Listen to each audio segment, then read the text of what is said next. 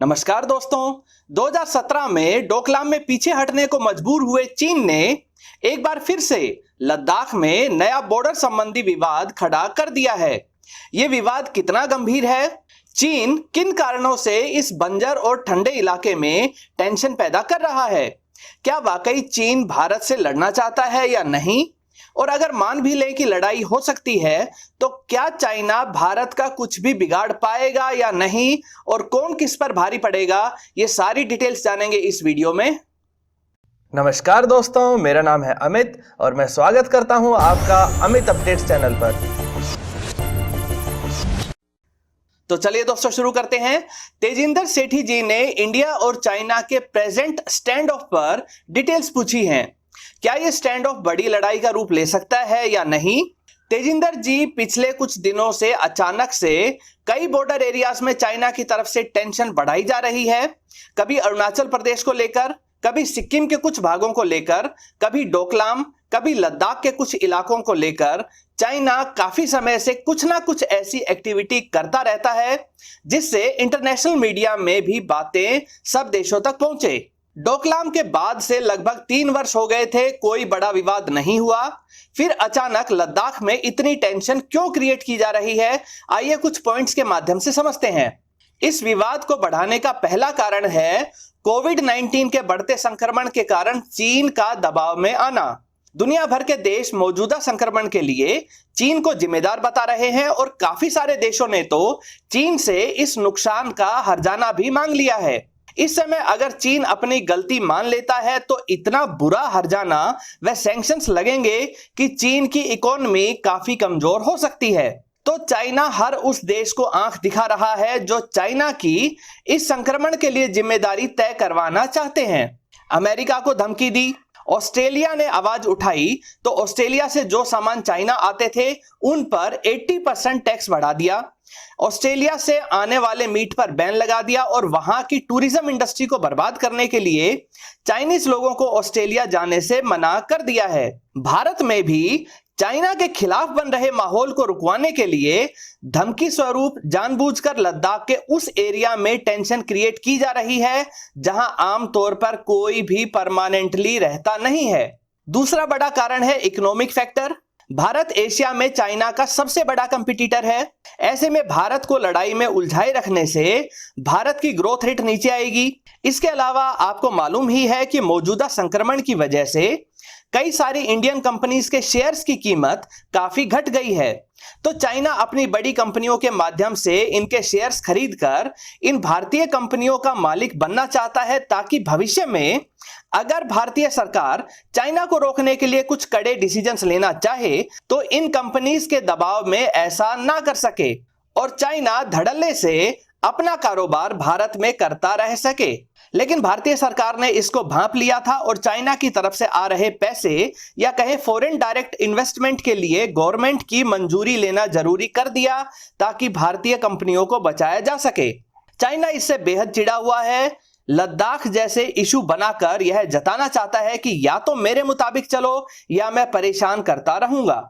तीसरा बड़ा कारण है पाकिस्तान की सहायता। पाकिस्तान को चाइना भारत को उलझाए रखने के मकसद से एक प्रॉक्सी की तरह इस्तेमाल करता है। पाकिस्तान को कई तरह के हथियार, tanks, artillery, missiles, air defence system व JF-17 जैसे फाइटर जेट्स को देता रहता है। लेकिन अब कमजोर इकोनॉमी व दुनिया भर से लिए गए कर्जों के दबाव के कारण पाकिस्तान भारत को उलझाए रख पाने में सफल नहीं हो पा रहा है और भारत तेजी से डेवलपमेंट कर रहा है। पाकिस्तान को एक तरह से कवर फायर देने के मकसद से लद्दाख में दूसरा फ्रंट खोला जा रहा है ताकि भारतीय सेना दो तरफ ध्यान रखने को मजबूर हो जाए। चौथे पॉइंट में बात करें तो वो विदेशी कंपनियां हैं जो चाइना से अपना कारोबार खत्म करके भारत में कारोबार शुरू करना चाहती हैं। चाइना इन विदेशी कंपनियों को भारत में अपने मैन्युफैक्चरिंग प्लांट लगाने से रोकना चाहता है। मौजूदा संक्रमण, चाइना की विस्तारवादी पॉलिसीज व विदेशी कंपनियों के महंगे प्रोडक्ट्स की रिवर्स इंजीनियरिंग करके उनकी डुप्लीकेट कॉपी बना लेने की आदत से परेशान अमेरिका, जापान आदि कई देशों की बड़ी बड़ी कंपनियां चाइना से अपना कारोबार समेटकर भारत आना चाहती हैं। चाइना इसी को रोकने के उद्देश्य से भारत के साथ लड़ाई जैसे माहौल को पैदा करके इन कंपनियों को यह संदेश देना चाहता है कि भारत में अनस्टेबिलिटी रहती है, इसलिए वहां मत जाओ, चाइना में ही रुके रहो। पांचवें पॉइंट में बात करते हैं साउथ चाइना सी के देशों को भारत का समर्थन। आपको मालूम ही है कि चाइना किस तरीके से अपने सभी पड़ोसियों को साउथ चाइना सी में परेशान करता रहता है और लगातार उन देशों के कंट्रोल वाले इलाकों पर अपना कब्जा स्थापित कर रहा है। जैसे चाइना पाकिस्तान को भारत के खिलाफ इस्तेमाल करने के लिए हथियार दे रहा है, तो भारत भी उसी तर्ज पर कई साउथ चाइना सी वाले देशों को ब्रह्मोस जैसी सबसे तेज व बेहद एक्यूरेट क्रूज मिसाइल दे रहा है। साथ ही अब इन देशों को यूनाइटेड नेशंस में भी भारत का साथ मिलने लगा है। चाइना इससे बेहद नाराज है और धमकी स्वरूप नए बॉर्डर संबंधी विवादों को पैदा कर रहा है, ताकि भारत भी मजबूर होके साउथ चाइना सी के मामलों से दूर रहे। छठे पॉइंट में बात करते हैं भारत के द्वारा बॉर्डर इलाकों में मजबूत डिफेंस इंफ्रास्ट्रक्चर को बनाना। पहले की सरकारों ने बॉर्डर इलाकों में खास ध्यान नहीं दिया था, इसलिए चाइना को चुनौती देने लायक सैनिक या हथियार बहुत कम ही इन इलाकों में पहुंच पाते थे। लेकिन अब सरकार इस ओर काफी ध्यान दे रही है। बॉर्डर इलाकों तक अच्छी सड़कें व रेल मार्ग की कनेक्टिविटी दी जा रही है। अरुणाचल के बॉर्डर एरियाज की सेफ्टी के लिए कई बड़े ब्रिज बनाए गए हैं। इसी कारण अब चाइना को हर जगह बराबर की टक्कर मिल रही है। डोकलाम में तो एक तरह से अपनी हार मानते हुए चाइना को पीछे हटना पड़ा था। अब चाइना इसी तरह के डिफेंस इंफ्रास्ट्रक्चर को बनने से रोकने के लिए जानबूझकर विवाद पैदा कर रहा है, ताकि उसको एडवांटेज वाली पोजीशन मिलती रहे। सातवें पॉइंट में बात करते हैं भारत और अमेरिका की नजदीकियों की। आप सबको पता है कि मौजूदा समय में चीन और अमेरिका के बीच 36 का आंकड़ा है। अमेरिका भी हर वो कोशिश कर रहा है जिससे वह चाइना को कमजोर कर सके। इसके लिए अमेरिका भारत को चीन के मुकाबले ज्यादा मजबूत बनाने के लिए अपाचे, चिनूक व एंटी सबमरीन मिशंस के लिए MH-60R हेलीकॉप्टर दे रहा है। साथ ही अपने बेहतरीन फाइटर जेट्स जैसे F-15EX, F-16, FA-18 super hornet आदि को भी भारत को ऑफर कर रहा है। अमेरिका जिस तरह से भारत को लगातार ताकतवर बना रहा है, इससे चीन बौखलाया हुआ है और वह पूरी कोशिश कर रहा है कि भारत और अमेरिका की पार्टनरशिप को तोड़ा जा सके, ताकि भारत चीन का दोस्त बन के रहे और अमेरिकी ग्रुप की तरफ ना जा सके। इसी के तहत चीन नेपाल की कम्युनिस्ट सरकार के माध्यम से भी बिना वजह के विवाद पैदा करवा रहा है, ताकि भारत अमेरिकी ग्रुप में न जाकर चाइना के साथ ही बना रहे।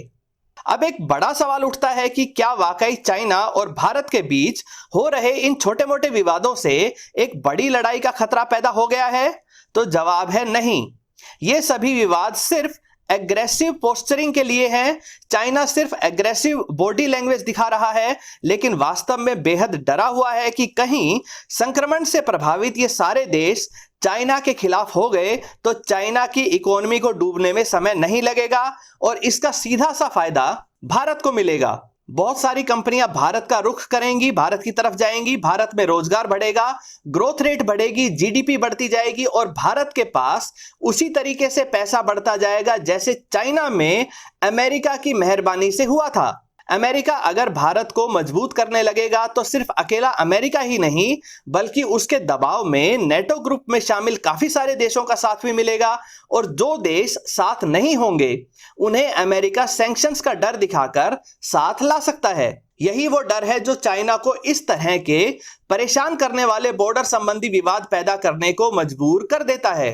लेकिन जरा इन बॉर्डर विवादों की गंभीरता देखिए। 1975 से आज तक दोनों देशों के सैनिकों ने कभी एक दूसरे पर एक भी बुलेट फायर नहीं की है, जबकि पाकिस्तान के बॉर्डर की तरफ तो हर रोज ना सिर्फ बुलेट्स बल्कि आर्टिलरी शेल्स और छोटे रॉकेट्स भी एक दूसरे पर लॉन्च किए जा रहे हैं। 2017 में डोकलाम में लगभग 2 महीने तक टेंशन बनी रही, लेकिन कोई बुलेट फायर नहीं हुई। अभी भी लद्दाख में दोनों देशों के सैनिक जब एक दूसरे के सामने होते हैं तो प्रोटोकॉल के अनुसार राइफल्स लेकर नहीं आते हैं, कभी छोटी मोटी हाथापाई जरूर हो जाती है। लड़ाई ना होने का सबसे बड़ा कारण है भारत का एक बहुत बड़ा मार्केट होना। अगर भारत की सरकार चीन से परेशान होकर चीनी कंपनियों को भारत में कारोबार करने से रोक देती है या काफी ऊंचे टैक्सेस लगा देती है, तो चीन को 135 करोड़ आबादी वाले देश के मार्केट से हाथ धोना पड़ेगा। इतने बड़े मार्केट को खोने का मतलब है कि हजारों चाइनीज कंपनियां एक झटके में कंगाल हो जाएंगी। इसीलिए चाइना सिर्फ उतनी ही टेंशन भारत को देता है जितने से मामला ज्यादा ना बिगड़े। इसी का उदाहरण देखिए, लद्दाख में भारत ज्यादा नाराज ना हो इसलिए समय से पहले ही सतलुज नदी से जुड़े हाइड्रोलॉजिकल डेटा को शेयर कर दिया। इस तरह का डेटा मानसून के मौसम में पानी को ठीक से मैनेज करने में सहायक होता है। एक और कारण यह भी है कि चाइना किसी भी सूरत में अमेरिका को मजबूत होते हुए नहीं देख सकता है। अगर चीन भारत को परेशान करेगा तो अमेरिका मौका देखकर भारत के सपोर्ट में आएगा, जिससे भारत और अमेरिका की दोस्ती बढ़ती जाएगी। भारत जैसे बड़े देश का साथ इंडियन ओशन में मिलने से अमेरिका चाइनीज नेवी को बुरी तरह से दबा सकता है। अगले पॉइंट में बात करें तो साथ ही चाइना को यह भी डर है कि यूनाइटेड नेशंस जैसे सभी ग्रुप्स में उसका रुतबा घट जाएगा और सभी देश उसे एक आक्रामक मानसिकता वाला देश समझने लगेंगे, जिससे उसके सभी मित्र देशों को उसका साथ छोड़ना पड़ सकता है और साथ ही वीटो पावर के अधिकारों को भी चाइना से छीना जा सकता है। एक बात तो तय है कि चाइना भूलकर भी भारत से लड़ाई नहीं करेगा। ऐसा क्यों?